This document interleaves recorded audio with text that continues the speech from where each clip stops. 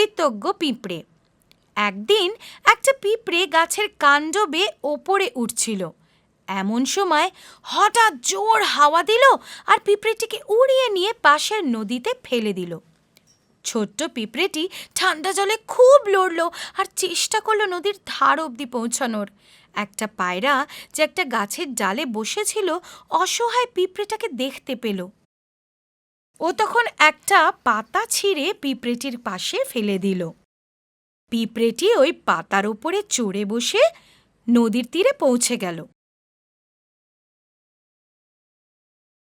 তখন ও পায়রাটিকে বলল, ধন্যবাদ আমার প্রিয় বন্ধু, তুমি আমার জীবন বাঁচালে। আশা করি একদিন আমি তোমার এই ঋণ শোধ করব। পায়রাটি খুশি হলো আর মনে মনে ভাবতে লাগলো, এই ছোট্ট জীবটি কি করে আমার সাহায্য করবে। ও উড়ে চলে গেল। দিন কেটে যেতে লাগলো। একদিন দুপুরবেলায় যখন পিঁপড়েটা খাবার খাচ্ছিল, ও হঠাৎ একজোড়া পা দেখলো নিজের সামনে, যা কিনা এক শিকারীর ছিল। সে নিজের তীরধনুক গাছের দিকে তাক করে রেখেছিল। পিঁপড়েটি এটা দেখে আঁতকে উঠল যে শিকারীটা পায়রার দিকেই নিশানা সেধে রেখেছে। পিঁপড়েটি তৎক্ষণাৎ নিজের সমস্ত শক্তি দিয়ে শিকারীটির পায়ে কামড় বসালো। শিকারীটি ব্যথায় কোঁকিয়ে উঠল আর নিশানা বিগড়ে গেল। সেই আওয়াজ শুনে পায়রাটি তাড়াতাড়ি উড়ে গেল।